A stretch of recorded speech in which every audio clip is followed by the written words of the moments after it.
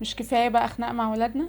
ايه رأيكم لما نبطل خناق مع ولادنا ونخليهم يسمعوا الكلام وهم حابين كمان؟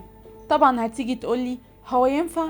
هقولك ايوه ينفع، بس لما تسمع كلامي وتمشي على الخمس طرق دول اللي هقولهم لك دلوقتي. 1. اوصف لابنك المشكلة، وضح له اللي انت شايفه.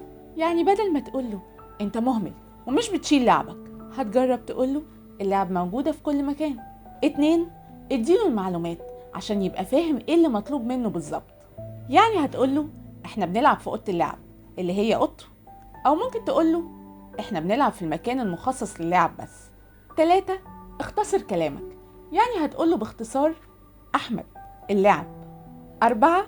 عبر عن مشاعرك، يعني هتقوله انا بحس وافصل شعورك الحقيقي. يعني مثلا ممكن تقوله انا بحس اني متوتر ومتضايق جدا من عدم النظام. 5. اكتب ملاحظة على ورقة، ولو ما بيعرفش يقرأ ممكن ترسم له رموز يفهمها.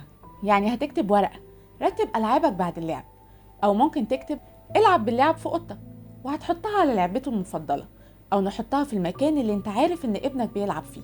كده مش ناقص غير انك تجرب الخمس طرق دول مع ابنك وتكررهم كل يوم من غير ما تيأس، لغاية ما يكون أسلوب حياة خاص بيك انت وابنك. وادي نفسكم فرصة عشان تعيشوا بعيدا عن أي مشاعر سلبية. أشوفكم على خير الحلقة الجاية.